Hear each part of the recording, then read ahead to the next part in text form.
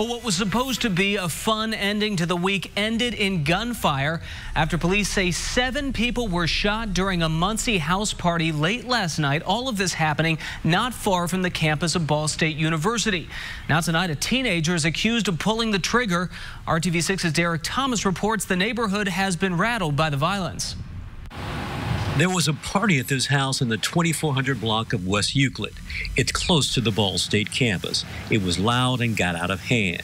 Kristen Hoover was at a house down the street and called police. As I was on the phone with 911, that's when the shots rang out, and there were 2 sets of shots that rang out, and so that was scary. And there were kids running down the street, and all of a sudden there was just so much commotion on this cul-de-sac. I've never, having lived here and grown up here, I never saw that kind of commotion on this cul-de-sac. By the time police arrived, the shooting was over. 7 people had been wounded. 2 were listed in critical condition.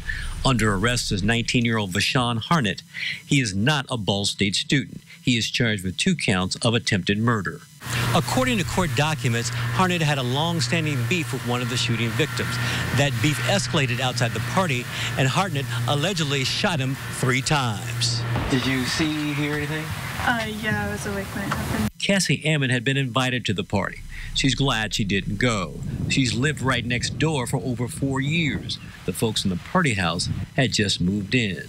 I think it was kind of like a freak occurrence in a way. I'm not like super fearful of what happened, I guess.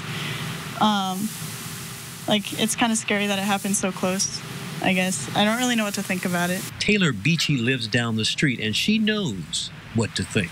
Yeah, it is kind of concerning just because I wouldn't have imagined this happening in the neighborhood, especially it being so close to Ball State.